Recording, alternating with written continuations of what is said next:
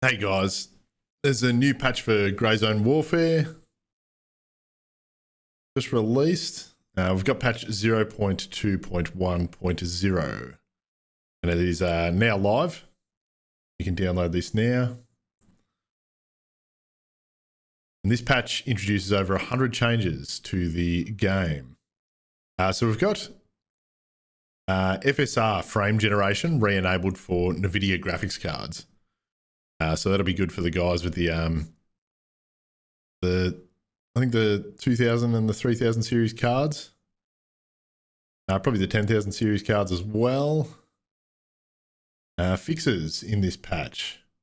We've got excessive flickering when using Fidelity FX frame generation on NVIDIA GPUs. Has been fixed there. The Colt 1911 muzzle brake is now attached correctly to the slide. Squad chat sometimes failing to work after joining a server has been fixed. Duplicate voice audio when squad mates are near each other. We did notice that, and it's cool that that has been fixed. It was kind of weird. Flickering lights inside buildings has been fixed. Players being unable to join the squad leader's server under specific circumstances. Also too, squad invitations sometimes failing to create a squad has been fixed. Missing error message indicating why players cannot join their squad mate's server. Doors incorrectly shown as closed due to server desync.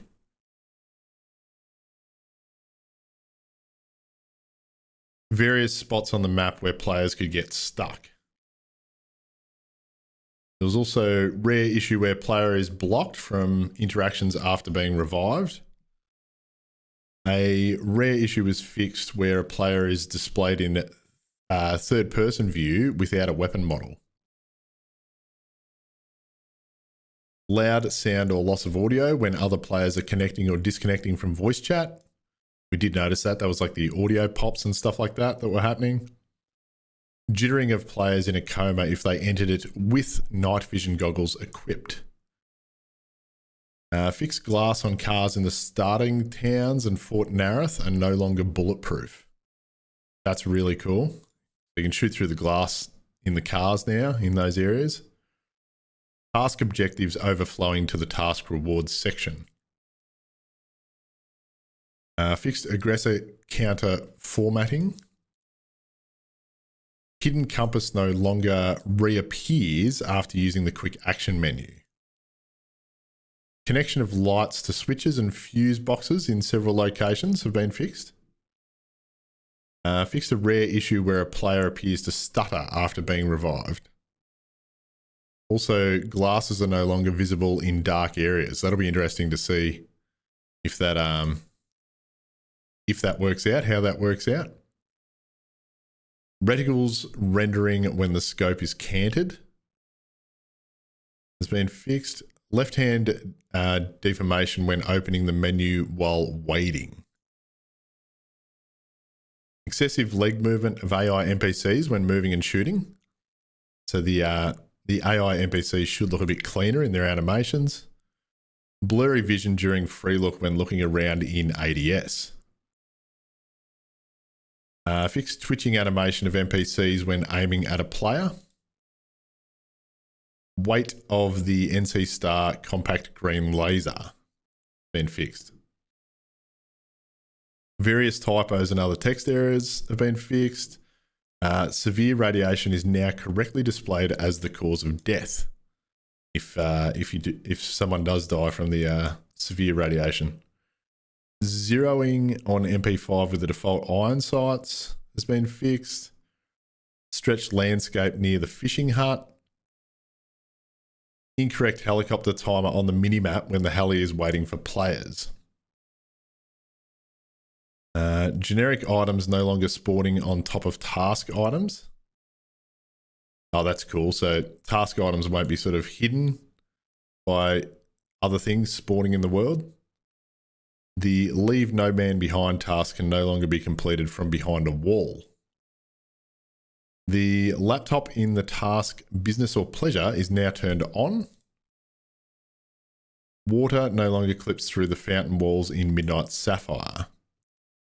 The position of several loot spawn points that were blocked by a collision. Squad status now updates when the player enters a squad in the main menu. Several lamps that were not interactive have been fixed. Players can no longer vault through a wall at the fortified villa in the starter towns. Missing collision for flower pots in the starter town. Removed unintended interaction pop-up at the altar in Ban Par. Phone no longer flies away from the character's hands when players close the menu and start sprinting. Fixed the twitchy transition between the idle pose and ADS pose. Conditions for the backup package to include the value of night vision goggles. A visual defect on the Voodoo 1 to 6 times scope when suppressed. Fixed missing notification that Banshee was unlocked in the task rewards screen. The sound suppression when standing in a door frame in Hunter's Paradise has been fixed. Missing collision to window blinds in a house near the town hall in the starter towns. Curtain material in Midnight Sapphire Hotel has been fixed. Missing collisions to tree branches of specific trees. The voice chat ban now applies correctly even in squad voice chat. So if you squat it up in the voice chat, the ban should carry over. Now improvements in this patch. Visibility of the EXP-S3 sight when used with night vision goggles. The heli widget readability and syncing with the map timer. Be interesting to check that out. Players can now see heli passengers on flying helis after joining a server. That's been improved.